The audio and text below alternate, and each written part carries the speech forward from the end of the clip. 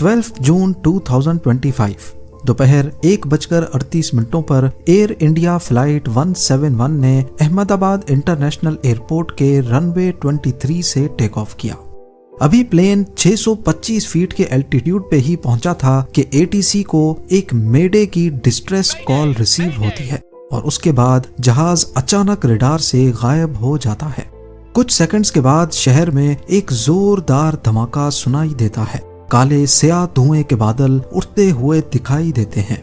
Air India का Boeing 787 dream liner जो 242 passengers के साथ लंदन जा रहा था, सीधा जा टकराया एक मेडिकल कॉलेज के हॉस्टल से, जहां स्टूडेंट्स अपनी बेख्याली में लंच करने में मसरूफ थे।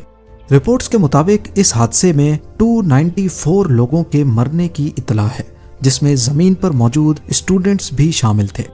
इस क्रैश में एक और चीज ने तबाही को दुगना कर दिया, प्लेन का भरा हुआ फ्यूल टैंक। क्योंकि फ्लाइट को जाना था लंदन, जिसकी दूरी 6700 किलोमीटर से ज्यादा थी, इसीलिए प्लेन में अंदाजन 80,000 लीटर्स तक जेट फ्यूल भरा गया था। जब ये एयरक्राफ्ट हॉस्टल से टकराया तो उस फ्यूल ने पूरी बिल्डिंग को आग का गोला बना दिया।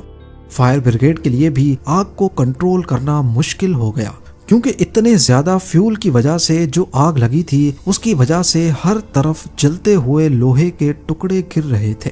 ये फ्लाइट, जिसको बोइंग 787 ड्रीम लाइनर कहा जाता है, अहमदाबाद से लंदन जा रही थी, जिसमें 230 पैसेंजर्स और 12 क्रू मेंबर्स मौजूद थे। 169 लोगों का ताल्लुक इंडिया से, 53 लोग ब्रिटिश नेशनल थे, पोर्चुगल से 7 लोग, कनाडा से 1 पैसेंजर, जबकि इसमें 11 बच्चे और 2 इन्फेंट्स भी शामिल थे। कमांड लाइन में थे कैप्टन सुमित सबरवाल और फर्स्ट ऑफिसर क्लाइव कुंदार। ये दोनों एक्सपीरियंस्ड पायलट थे, लेकिन हैरानकुन तौर पे इतनी बड़ी तबाही में भी एक जान जिंदा बच गई।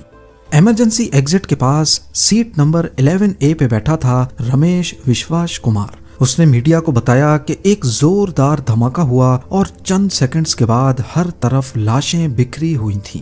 डर के मारे मैं भाग गया और किसी ने मुझे एम्बुलेंस में डाल दिया, लेकिन उसका भाई अजय, जो उसके साथ ही सफर कर रहा था, अभी तक लापता है।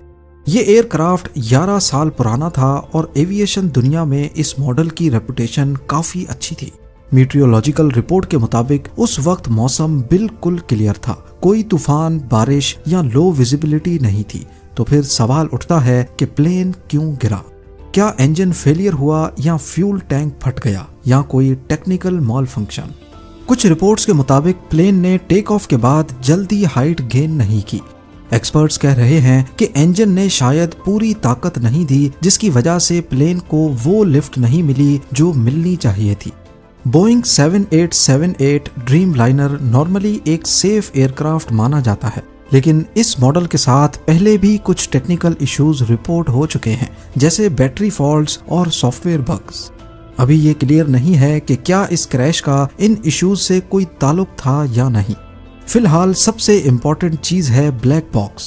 ये बॉक्स बताएगा कि क्रैश से पहले फ्लैप्स की पोजीशन क्या थी, इंजन का स्टेटस क्या था, अगर कोई और मसला हुआ तो कॉकपिट में मौजूद पायलट्स ने क्या बातें की।